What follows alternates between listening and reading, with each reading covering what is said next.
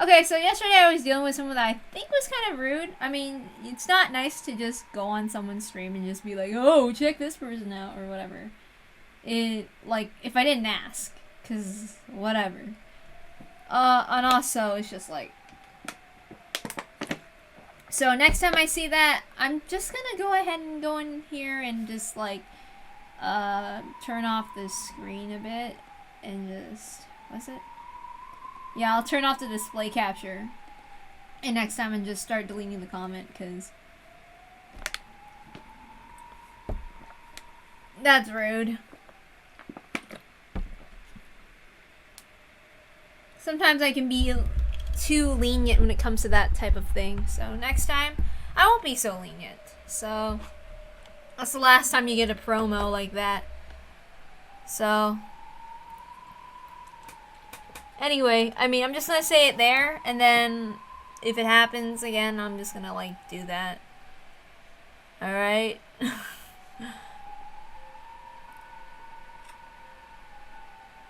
Alright, let's continue. Nobody interrupts precious Umineko time with shitty ass promos. Let me think. Okay. True. It isn't unthinkable. The servants are the most suspicious. Oh, I'm sorry. Hold on. Let me do a couple of things. I still need to do a couple of things. It's okay. It's just Kraus talking. Kraus doesn't get another awesome time until like episode 8. We can afford to treat him like the way that we usually treat him, so it's okay. Don't worry. It isn't as though we have any physical evidence, so we can't tie them up and throw them in the closet. So we need to make sure that they're always within sight of those guns, and while we keep an eye on them all the time. Aniki, we should also gather the master keys. Only the servants could have created those closed rooms.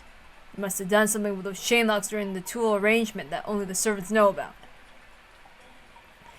They've all served us for a long time. I can hardly imagine they would commit murder. Kinzo's life is nearly over, and I hear the inheritance problem is still very shaky.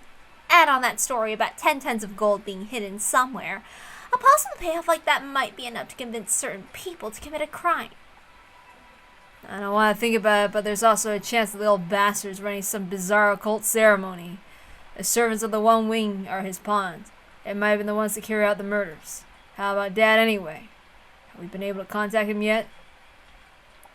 No, the extension line isn't working either. The culprit may have broken it.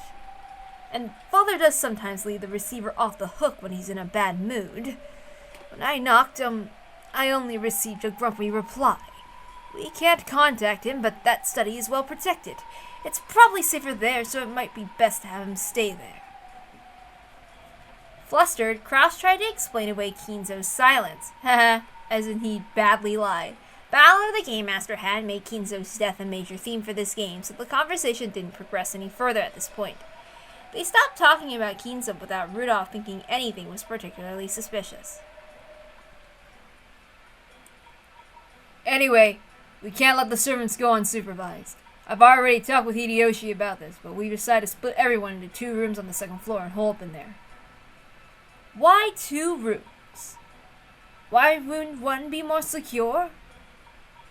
Well, if you try to stick 12 people in one room, they'd suffocate. It would also be best to isolate the people we need to keep the closest eye on. There's Genji, the head of the servants, Goda, the largest one there, and though he's just a kid, Kanon is a boy. I think we need to pay those 3 special attention, Aniki. This way we can isolate that group, and you and I can keep a close eye on them. With 2 guns, the pair of us could cooperate on a moment's notice. To make even a single suspicious move. Boom. I understand, let's do that. But Rudolph, we cannot be certain that they are the culprits. Don't be too pushy. You're telling me not to be pushy.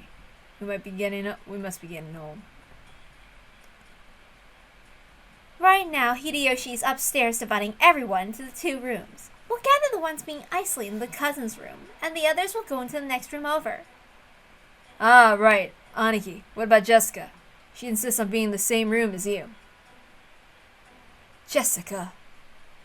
We're planning to have 5 people in the cousin room and 7 in the next room over. If Jessica wants to go by the cousin's room, it'll be split clean down the middle. Hi! If this was a wolves and sheep's puzzle, there are now 3 servant wolves and you 2 sheep in that room. If you add in Jessica, it will be balanced out. For a while, Kraus crossed his arms and thought. The cousin room would surely be more dangerous, so he wanted his daughter to go to the next room over. However, in an emergency like this, he wanted to have his daughter where he could see her. Let's get her to stay with us. We might need her to make sure that we remain good dads and uncles. Yes! At the moment, even I am only trying to act in a rational manner, but I can't guarantee that my sadness at losing my wife won't change to anger. Even without any physical evidence, the servants are certainly the most suspicious. During the long wait, the 2 men's weariness and anger and sadness might make them lose their reason and act out in anger. After thinking deeply, Kraus decided to accept Jessica's request, in part to prevent such a thing from happening. I think that's a good idea. I approve as well. I agree. It's enough that only Rosa and I lose children. Rudolph.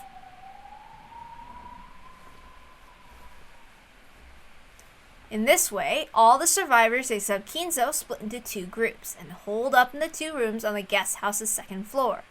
One group was in the cousin's room. Kraus, Rudolph, Jessica, Genji, Kanon, and Goda. 6 people. One group was the next room over. Hideyoshi, George, Shannon, Kumasawa, Nanjo, and Erika. 6 people here too. Perhaps as the result of the killer's doing, the external phone line had been cut off. They'd have to wait for the ferry boat coming the next day before they could contact the police. However, the weather report said that the typhoon would make the ocean rough all the next day. I was going to say usher for some reason.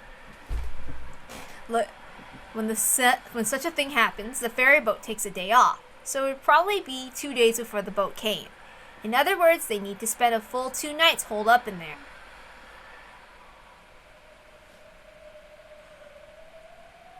While Erika and the others held their planning meeting in the While Erika and the others held their planning meeting in the lounge, food and blankets that had been brought in to prepare for the siege, the sudden tragedy hit everyone on the edge, but it was already well after 2 in the morning. If they really suspected the servants, then the observers couldn't afford to fall asleep at the same time. Either Kraus or Rudolph should probably take a nap right away. Not bad. Even without the detective's authority, you've managed to take control pretty cleverly. A man who's lost his cool is no different from an emotional dog. If you treat them properly, it's easy to control them. One of the benefits of the detective's authority was being able to take charge of the situation. Because of this, Erika, who was both a guest and a young girl, had been able to order a large number of adults around at will. However, she didn't have that power this time, so Erika had taken charge by making good use of her natural conversation skills and technique for controlling men. The detective's authority is the same as magic. You can't do anything that's impossible for you, so I guess Erika was only acknowledged as such because she already had that much power. Magic is not something that is given to lazy or powerless humans. Right. On the contrary, people who can hide their great efforts are the ones that we call witches. The absolute nature of the detective's authority can affect even magic. However, that convenient power probably hadn't been given to Erika easily. I probably have to acknowledge it. Even if she isn't given a special power by the witches she serves, she's capable of quite a lot on her own. But Erika, why did you split them into 2 groups? I figured you'd try to gather everyone into one room. I would have if I had the detective's authority. This is a move to preserve my right to investigate at will. Ah, is that it? I see. Not bad. Since Erika was being protected as a guest, it was hard for her to move about freely. In truth, she wanted to take some time and investigate the victims at the crime scenes at her leisure, without being interrupted by anyone. She'd already inspected the scenes once in a huge rush as she ran through the mansion, but that probably hadn't been perfect. However, they wouldn't have let a guest into the crime scenes, so she had no other choice back then. She wanted some time to herself and freedom to investigate and more, in part so that she could check the closed rooms and causes of death more closely. How is that related to splitting everyone into 2 groups? Because she'll be able to trick them with it. Watch. Yes, that's the only reason I split them into 2 rooms.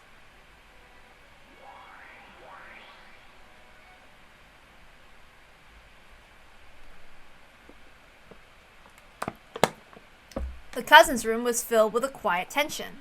This room had 6 people: Kraus, Jessica, and Rudolph. And then the most suspicious ones, the male servants, Genji, Kanon, and Goda, who'd been forced to hole up in here. Jessica leaned against Kraus's shoulder, wrapped up in a blanket. She was drowsy, but apparently couldn't get to sleep. It was no surprise. In this bizarre situation, it'd probably take some time before she could accept her mother's death. Kanon thought that this was some sort of time he could stay by Jessica's side. But that looked like it would be hard to do in front of Rudolph's intimidating glare. Rudolph stayed completely silent, but his inner emotions showed clearly in his eyes, so Genji, Kanon, and Goda didn't have time to ask to realize that they were being suspected. Sometimes Goda asked to help in an attempt to get on their good side and correct this misunderstanding, but it seemed to be having the opposite effect. The best option available to him was to stay quiet so he didn't aggravate Rudolph and sit still at the end of the sofa.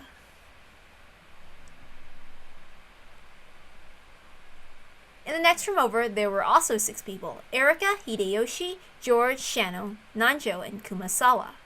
The format of the room and the constricted atmosphere were the same as the cousins' room. But even so, it was relatively calm there.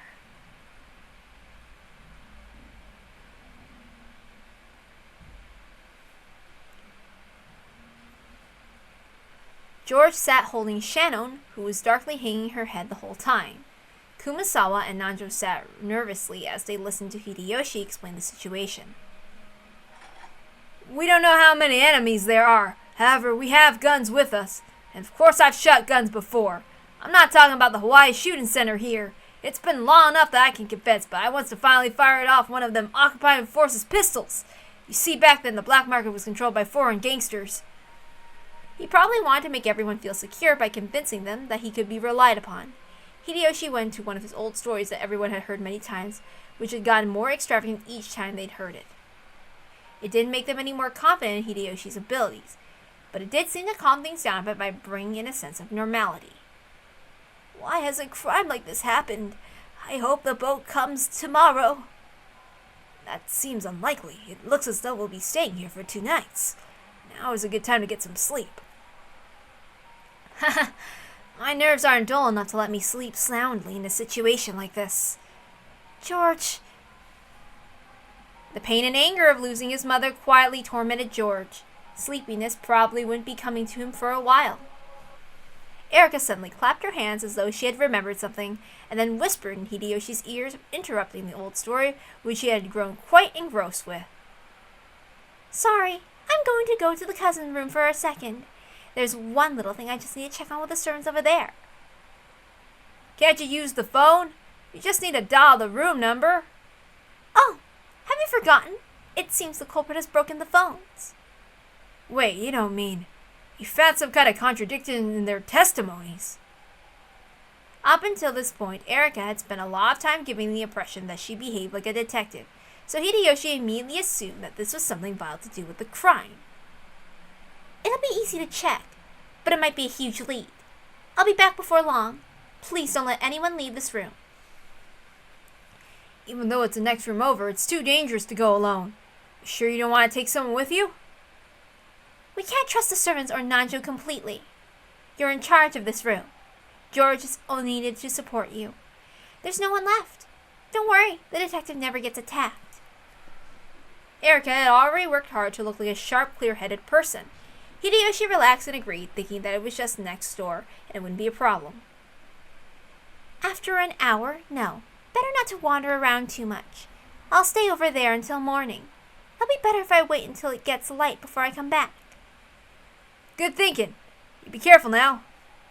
It's just a little trick to the next room over. take good care of this room. Please don't let anyone go outside. We've already brought everything we needed up here, so there's no reason for anyone to leave. Food, drinks, blankets, medicine, towels, tissue paper, everything. The women also had their cosmetic pouches. They could last 48 hours without lacking for anything. I know. We aren't just here to protect ourselves. We're also on the lookout for the culprit if he's among us. I understand. Good. Goodbye, then. Where are you going, Erica? We promised that no one would go outside. Oh, Erica remembers something important she had to do. She's going to the next room over. Don't worry, she'll be fine. Hideyoshi suspected that Shano might be one of the culprits, since he also knew that Shano and George had a special relationship. He apparently thought it would be prudent to mislead George about Erica's actions and motives.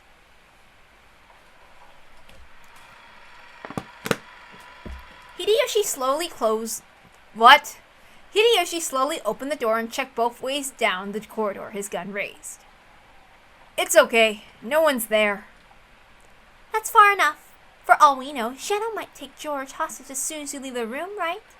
It's careless even just showing your back to them, as you're doing now. You're right. Then be careful. Tell me all about it later. Sure. Bye then.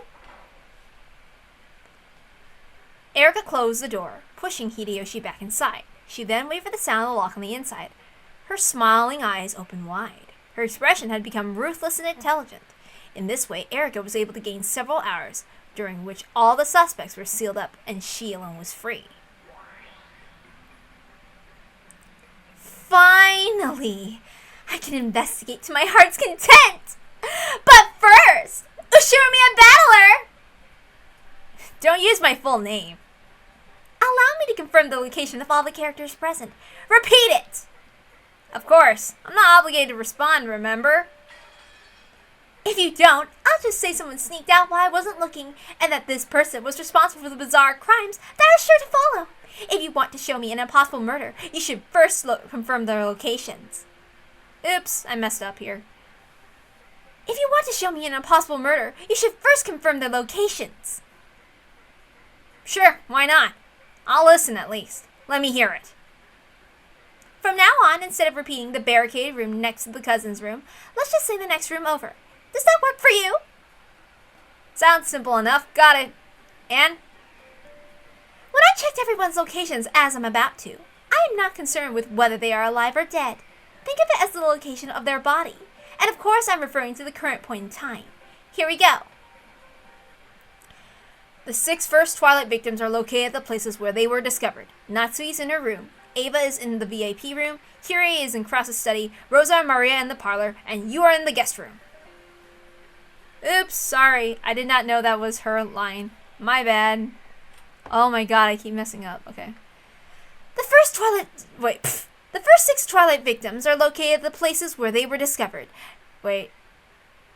Oh, shit. Yeah. I'm stupid. Okay. The first 6 Twilight victims are located at the places where they were discovered. Natsui's in her room, Ava's in the VIP room, Kyrie's in Krause's study, Rosa and Maria in the parlor, and you are in the guest room. There we go. My bad, I'm dumb. Don't tell me you're already going to refuse. Don't worry, I acknowledge it. First of all, it was acknowledged that the victims' locations were the same as the rooms that had been shown by the witch's side's illusion. Good! I'll continue. Hideyoshi, George, Shannon, Kumasawa, and Nanjo are in the next room over. Acknowledged. With that, the humans in the room Erica had just left had been specified. Carefully checking even obvious things like that was the most basic part of playing on the human side. Good! I'll continue. Everyone else is in the cousin room. The word everyone drew a slight reaction from Battler. The intuition he built from all his previous games told him not to answer this one instantly. I refuse. Acknowledging that would mean that Kinso's corpse would also have to be in the cousin room. Pardon me. It has already been shown that Kinso no longer exists, so please remove him from the word everyone. Why are you using the word everyone for the cousin room alone? Why are you so vague? And you could just mention the names of Krause and the other 5 individually. It'd just be too much of a pain to read out all of their names. Or is there something wrong? Does using the word everyone create a problem with some trick of yours? If Balor had been told to repeat Kraus, Rudolph, Jessica, Genji, Goda, and Kano in the cousin room, he would probably have acknowledged it with the red without thinking too much about it. Of course, normally Erica would have mentioned the names of everyone inside and had him repeat it precisely. Balor had paused, feeling some kind of unease because of that unexpected demand and the word everyone. Excluding Kinzo and me, there are 17 people on this island. 6 were killed and are lying in the mansion, and 5 are in the next room over.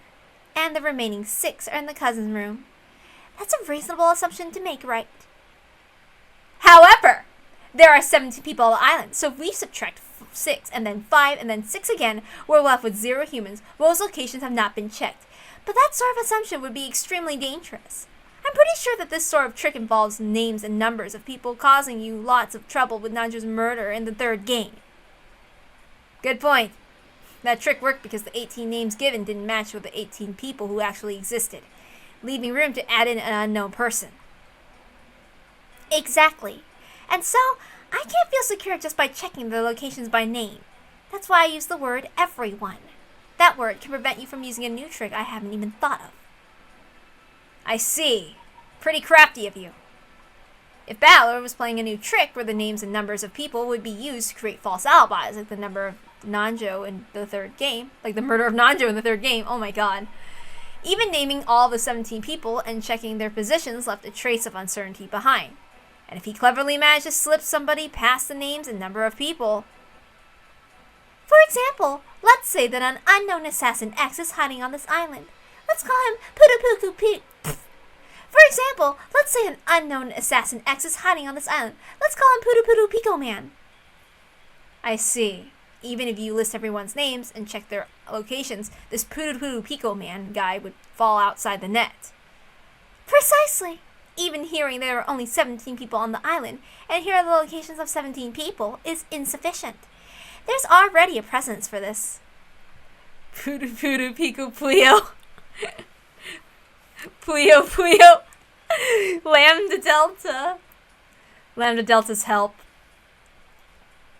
However, the word everyone is just too broad. Can't you word it a little better? No, if we run away from the word everyone here, there's a chance that Erica will be able to use it as a basis for making Pudupudu Pico Man the culprit for everything. In my old fights with you, I also nailed several riddles with no basis other than the unknown 18th person X. The word everyone is significant. Make sure you think very carefully first. Erica wore a full but evil smile, confident that she had made a powerful move. What if there was another person? Let's call him Puyo Puyo... What if there was another person? Let's call him Puyo Puyo Tex... What the hell? Okay, let's try that again. What if there was another person? Let's call him Puyo Puyo Tetris Man. Players on the witch side must eradicate all possibilities that would be possible for humans. If I don't crush any chances for this ridiculously named Pudupudu Pico Man right now, he'll be used to explain everything the witch does. That was a move I liked to use in my old games with Beto. Back in the very beginning of the fight, my counterattacks were all based on the unknown 19th person X. I know! Puyo, Texas. Oh. Yeah. Because of that, Beto have restricted the number of people on the island, making it necessary to eliminate any unknown person hiding somewhere. In that case, this time is the same. So just like Beto did, I need to get rid of any leeway in which that X can exist. The number of people on this island has already been announced, but since she's suspecting tricks involving names and numbers of people, saying the same thing again won't satisfy her. In that case, I have no choice but to respond to her demand and use the word everyone. Assault?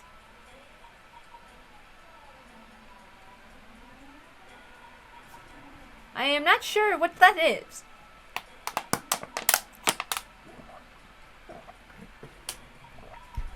That word has a disturbing ring to it, and though I haven't figured it out yet, it feels like there's some kind of demonic killer move hidden within it. Damn, after insulting Beato so much and saying that the witch side has such a huge advantage, I'm getting this pressure just having to deal with this single line to repeat. Deflection, right? You mean the chess term? Yes. It's a technique of putting pressure on the enemy piece, forcing it to move and making them weaken their own position. I'm threatening you with a broad and powerful piece called Everyone, pressuring you to move. With this, Balor will be able to perfectly guarantee alibis for all the survivors, and it'll probably make it possible for him to trap me in the later impossible crimes. What exactly are you afraid of? Shouldn't this be a powerful move for you? But it's a move that you're pressuring me to make. You're trying to make me weaken my own position in some way. No matter how good a move seems, it's a bad move when it's what your opponent wants. However, it'll be hard to avoid the word everyone here.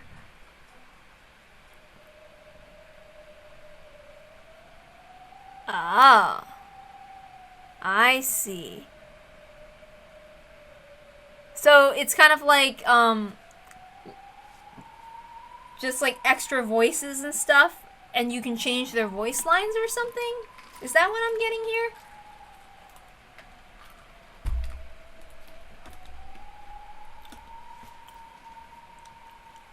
The red truth can cut the weak reasoning of the human side apart over and over. In the past, I feared its ruthlessness. However, I also learned quickly that it could be used as a basis for a counterattack. Yes, the red truth is a trump card, a treasured sword. Now I'm painfully aware of how Beato felt. It can kill with ease, but it's not something to be used unnecessarily. Using it carelessly will end up cornering the witch side instead.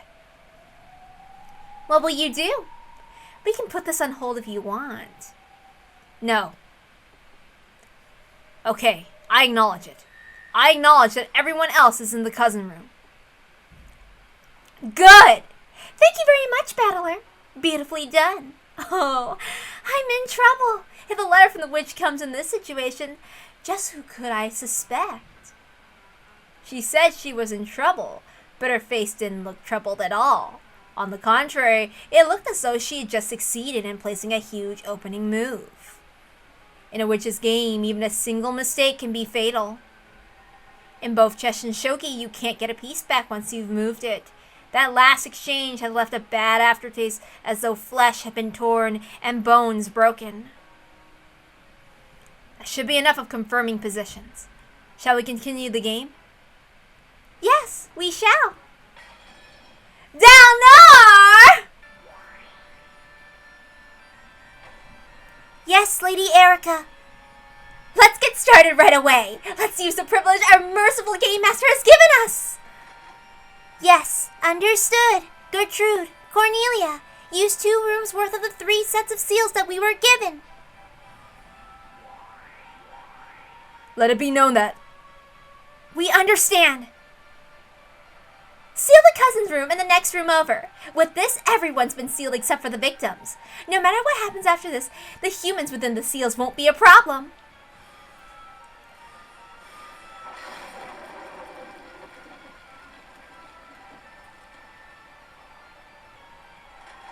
By the seals on the doors and windows, the complete sealing of both the cousin room and the next room over has been guaranteed.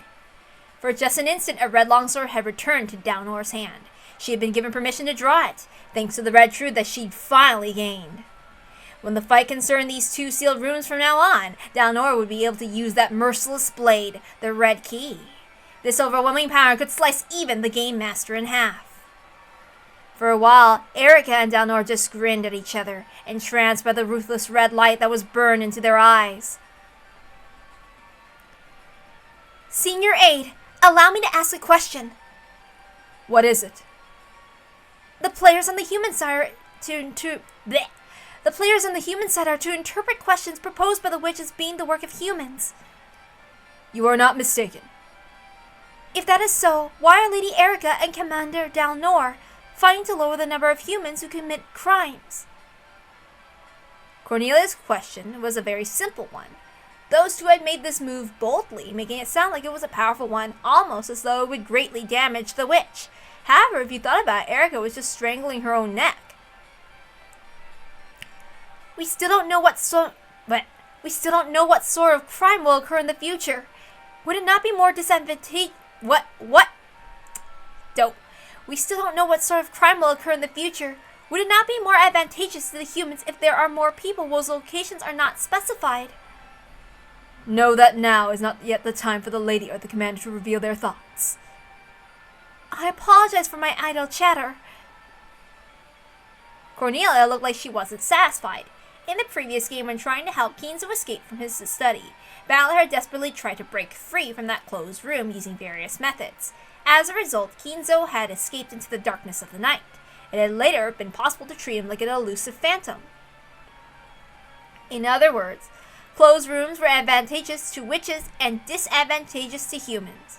Witches proposed closed rooms, and humans destroyed and denied them. That should have been the standard tactic of this game.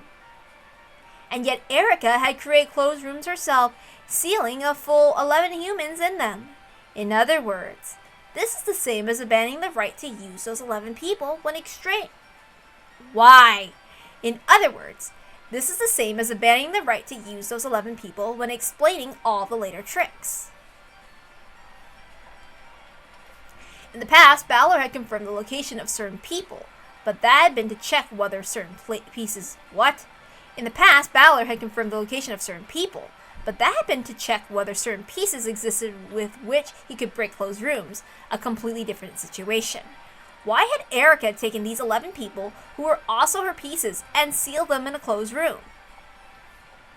Cornelia had experienced enough fights to understand this move, which looked as though they were trapping themselves.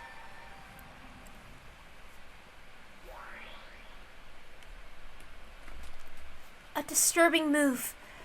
What on earth is Erica planning? It isn't necessarily an attack. In chess and shogi, strengthening the guard around your king is an excellent strategy. In other words, the seals around these two rooms aren't an attack but a guard. That seems likely. Thanks to that, it's hard to lay a hand on the survivors. They'll be tough to carry out the second twilight. I see. The witch side has an advantage when more riddles are presented. Yeah. After all, if even one riddle goes unsolved, the witch wins. Each new closed room we present increases our advantage. The riddles that the witch side sets up are equivalent to attacks. The human side must perfectly intercept all of those. It's almost like a penalty shootout where letting a single point slip by means defeat. So the witch side wants to increase its number of attacks. The human side wants to lower the number of attacks. When Balor had fought on the human side, he hadn't thought of the survivors holding up in the room as being particularly useful. However, from the witch's side perspective, the strategy was simple but effective. What made Beto incredible was how she bluffed and sneered at this tactic, as though it was completely useless. On the inside, she must have been so worried over how to break down all these barricades in each game. Right now, I'm sure of that. I see, so strengthening your guard to make it hard for a crime to occur is one way for the human side to fight. However, that's a simple move. The great detective Furuto Erica wouldn't have looked so confident after playing a move like that. Would Erica be happy after playing a defensive move? Though this move looks as though she is restraining herself, it's also extremely unlikely that Erica was playing defensively. I'm sure that this was an attack, not a move made for defense. Though I don't know what kind of attack it is. Next is our move. What shall we do? For the moment, she has at least apparently spent her turn on strengthening her guard to stop the second twilight, instead of reasoning about the first twilight. If they push, pull back. If they pull back, push. In that case, it's time for us to attack. But how should we attack? The guest house is well guarded. Yes, it appears as though the entire guest house is now under Erica's control.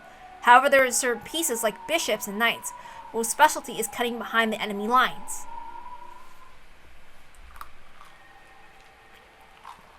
Balor snapped his fingers. A single gold butterfly appeared from the darkness, and then flew from the chessboard, trailing gold sparks behind it. It landed without a sound, then transformed into a black piece representing the witch's darkness. X-ray. That's also a chess term. Yeah, it's a high-level technique. It's when a square seems to be under an enemy's control, but you've spotted that your own pieces actually have enough influence over it, so you attack. Erica, If you really believe that you can stop my next attack by sealing up all the survivors, that's just naive. Balor raised his new black piece high. His target was now a single open space behind enemy lines. How will you handle it? This is my response.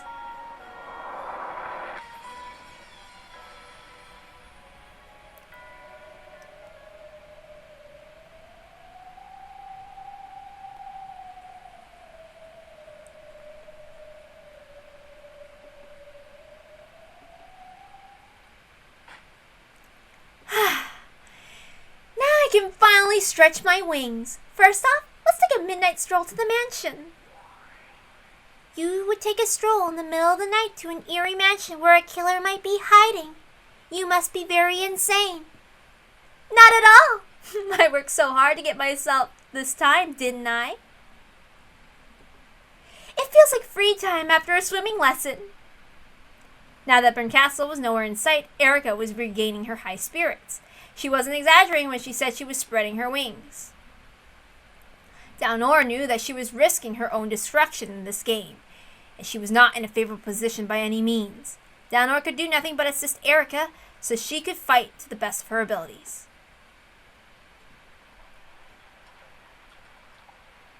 Alright, the locks on the first floor of the guest house are perfect. The entrance is sealed up with a chain lock. Before leaving the guest house, Erica did a check on the first floor, making sure nothing was out of place. Then she found a flashlight and umbrella in the servant room next to the entrance. Then let's go! Yeah! We at least have to check the cause of death for all 6. She unset the chain, unlocked the door, and opened it. The freezing air outside poured in. It appears to be quite windy still. Well, this body is just a cage of flesh to me. I don't care if it gets wet or cold. Let's go. I wish I could do that. When Erica dropped her gaze to open her umbrella, she noticed something lying at her feet.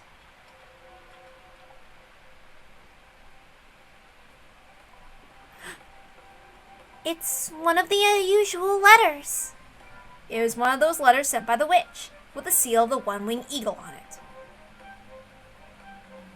It had been wedged under the outside mat in front of the entrance, as though someone had predicted that Erica would eventually leave for the mansion by this way. It was the shadows of the large eaves, so it had avoided the rain entirely. So it's here already, almost as though it was waiting for me. She bent over and picked it up. She then tore it open recklessly and pulled the letter inside out of it. A message had been written in neat letters. Welcome, Furudo Erica, it says. Oh, so it's calling me by name. They totally saw this coming. What does it say? It's an advance notice for the crime. No, I should say it's a report after the fact. Apparently they have taken Ushiromiya Balor's corpse. It's basically saying, please try looking for it. So this isn't tear apart the two who are close to the second twilight. Well, it's disappearing corpses happened a few times in Baldur's game too. There's nothing really new about this. Erica shrugged and scorned the letter. However, this letter was a real attack. All the survivors were sealed in rooms on the second floor, and at the very end, after she'd gone around with Kraus and the others to check the locks on the doors and windows, Erica had personally confirmed that there was nothing at this spot. So this was an attack saying someone who shouldn't be here placed the letter, and that someone was a witch. That was also an attack that the old Beto had often used.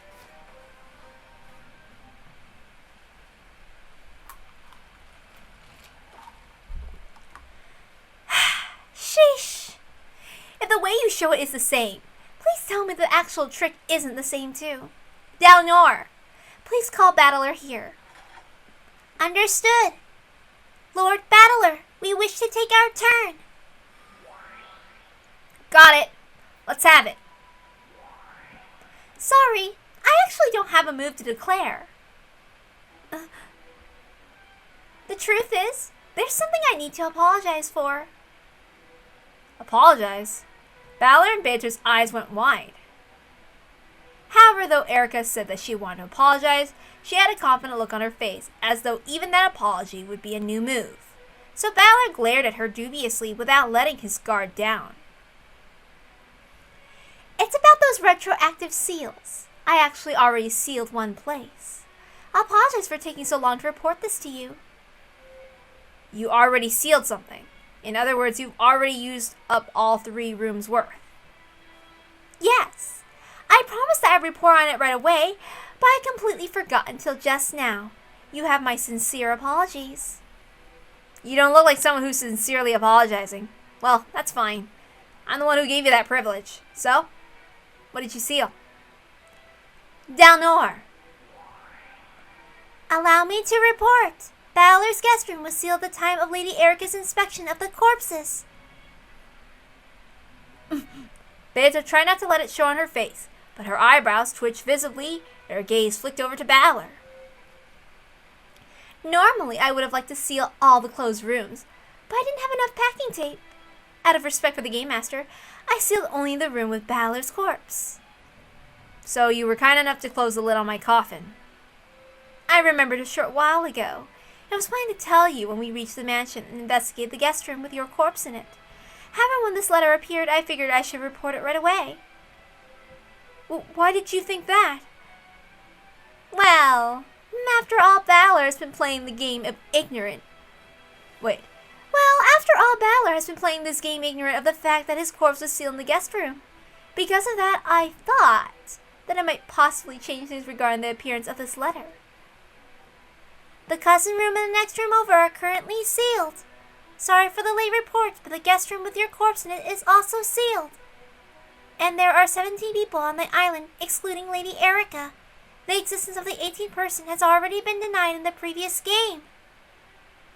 In that case, if we're thinking about some person who could have placed this letter and the disappearance of your corpse, I thought maybe... I thought this might change things around a bit.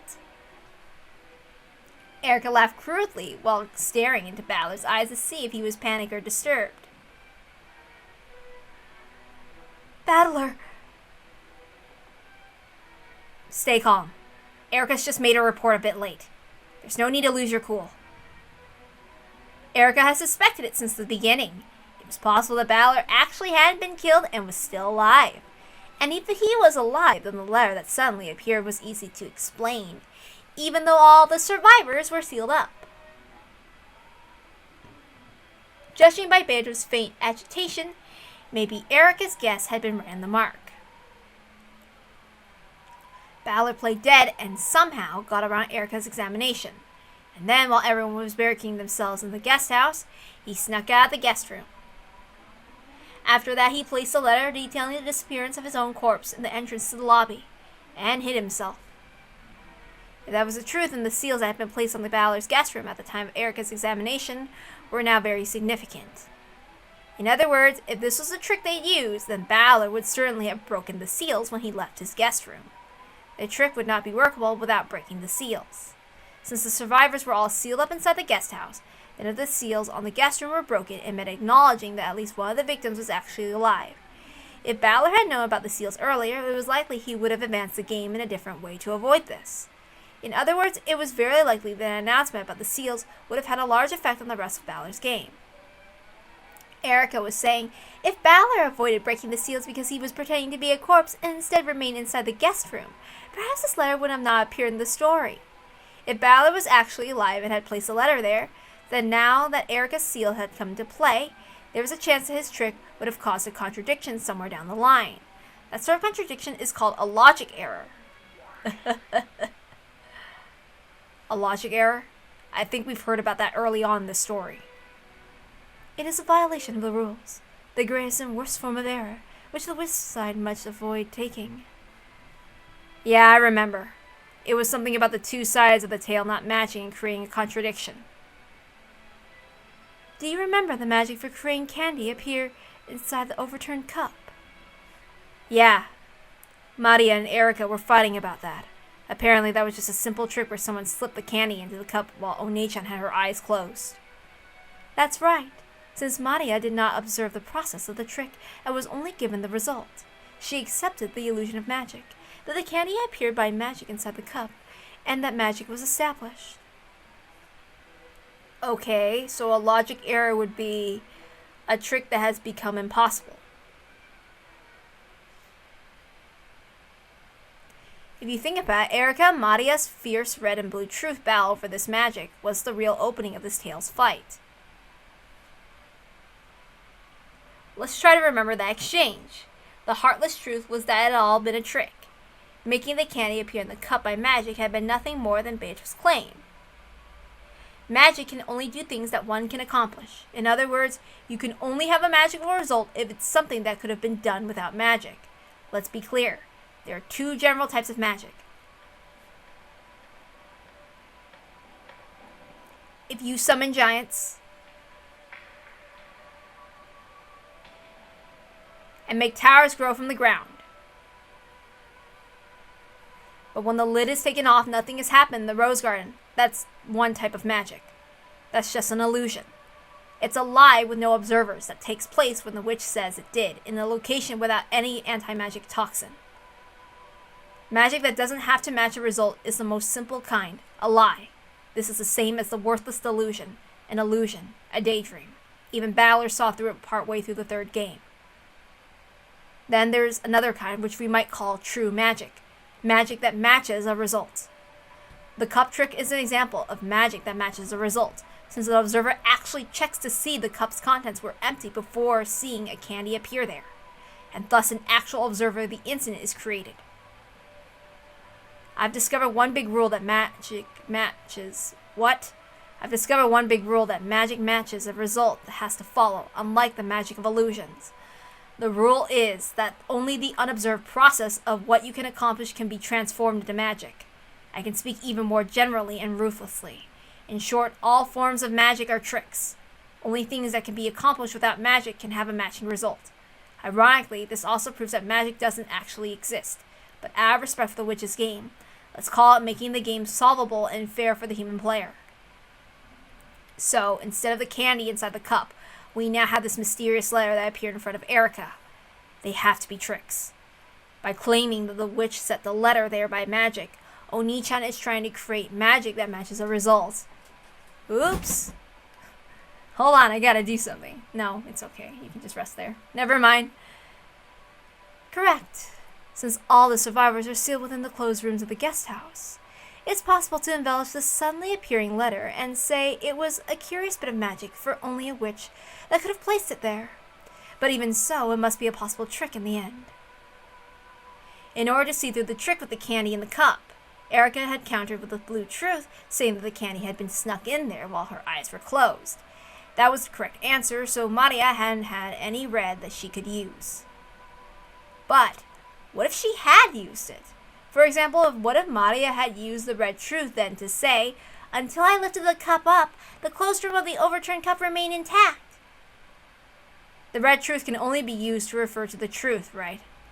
If you could lie with it, it'd be a massive violation of the rules. Yes, denying your own trick with the red truth is a major violation of the rules. However, if you instantly switch over to another trick that doesn't violate that red truth, it may be slightly unfair, but that red truth can be acknowledged. So in this case, the witch side would need to immediately propose another trick that doesn't contradict the red truth, stating that the closed room inside the cup was preserved. Like the excuses of a politician when he keeps backtracking as new evidence is shown to him. Bullshitting! That's the rule of magic. Illusionist tricks.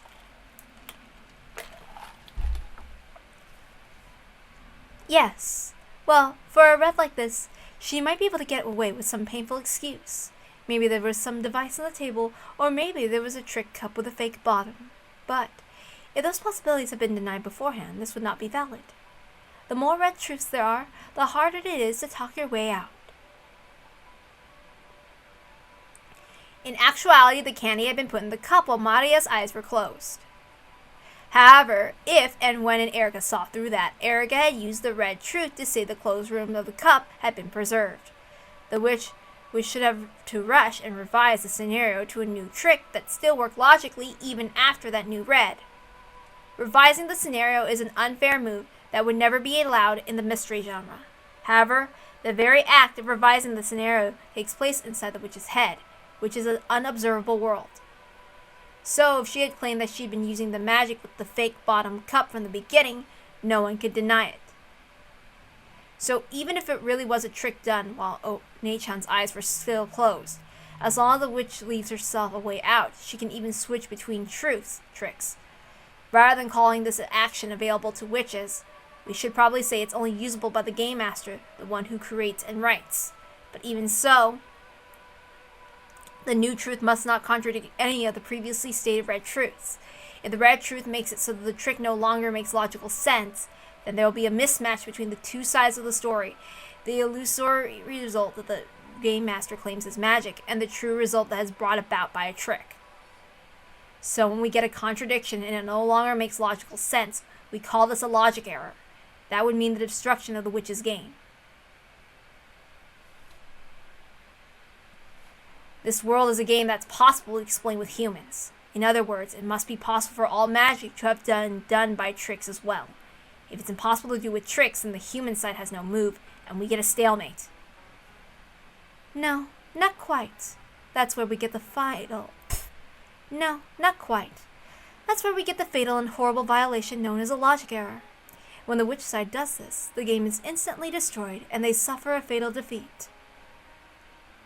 Erika's probably seen through Oni-chan's trick. Without the detective's authority, she couldn't perform a proper examination of the corpses. Because of that, he continued to play dead, snuck out of the guest house, and placed the letter at the entrance to the guest house. However, because Balor was so overly gracious in giving out those retroactive seals, things went wrong. Stupid Oni-chan. The current situation still does not warrant panic. It still hasn't been specified... Wait, what? The current situation still does not warrant panic, but it still hasn't been specified with the red truth that the seals around the guest house are intact. He's free to break the seals. If he doesn't, then he can probably have it so that someone other than Balor was alive, and swap them as a person who placed the letter. That's right. It's not just Oni-chan. The other corpses haven't been specified as dead by the red yet. So far, there wouldn't be any problem if they were all faking. True. This is far too soon for them to get flustered. All he has to do is change his move so that Erika's seals and the placement of the letter don't contradict each other. And revising the plot without contradictions is one of the moves available to the game master. However, taking a scenario one has imagined and revising it partway through can sometimes create flaws in the tale. It would be a very regrettable move to make when the first Twilight was only just ended. It would seem that Balor was the one with an enemy piece moved deep behind his lines. This hidden piece will probably cause him pain and discomfort with each step from now on, like a pebble caught in one's shoe. This single pebble might kill Balor. That's how I feel when I'm very sensitive to sensory things. Even a wire or something, or a cricket, drives me crazy. Okay, enough. This still isn't quite a logic error, and though we sealed the room retroactively, we're at fault for the lateness in reporting it. So I have no problem with letting Balor retroactively rewrite the plot concerning this letter. Retroactively rewrite the plot? I see. If I place a letter there, then that would become impossible as soon as I was sealed in the closed room. In which case, this letter shouldn't have appeared here. Correct. So I thought you should have the chance to revive this small inconsistency. We just now discovered this letter here. We are saying that we do not mind if you want to undo that, or if you want to use a revised scenario. Just with the existence of this letter and packing tape, this sort of move is possible for Furuto Erika. What do you think, everyone? Damn, what a dirty move. Well, what else should I expect from Erika? I made a promise to Dalnor too, that we both play it all out and mercilessly. Yeah, it's true. I've been planning to make Balor actually alive, and then have him slip out of the guest room, resulting in his disappearance and the placement of the letter. However, if I revise the scenario now that my move's been spotted, it'll be the same as admitting that it was spotted. Even if I have to be stubborn about it, I don't want to admit that I was seen through here. I don't want to acknowledge a pathetic plot change where I have to sneak out of the guest house and break the seals. I want to change over to a different trick, so the letter will be placed and my corpse hidden, while still preserving the seals in the guest room. It doesn't really have to be me who places that letter. I can still revise the logic without contradictions. But Balor, even if you can place the letter somehow, How are you going to make your corpse vanish afterwards? The guest room is sealed. If you don't find a trick to erase the corpse from the closed room right now, a logic error will occur. I still have time. Let me think until the last second. Damn it. With a painful laugh, Balor unconsciously scratched at his head. Anyway, we'll leave the letter like this. I can't say, oh, sorry about that, and have the guest room sealed makes a big contradiction, so I'd like to revise my move. It would mean acknowledging that she caught me. I feel like a ninja hiding above the ceiling. Even though I was noticed and stabbed by a spear, I just withstand the pain and wipe the blood off the spear and act as though nothing happened. False courage works well enough. I can't let her know that this one hurt. Battler. Hey, Beto. You know what my face looks like now? I'm sure it's the same expression you had when I managed to hit you where it hurts in the past. Damn it. Beto couldn't think of anything to say. Useless words of comfort will only get in the way of Balor's thinking now. What would the old you do? The old you who created all the closed rooms that tormented me so much in the past. What kind of trick would she use to erase my corpse from a closed room? Beto trembled and groaned. The old her had been an expert at closed room tricks. If only that memory, that power could be revived, she would be able to help Balor. There's still time to think. There's still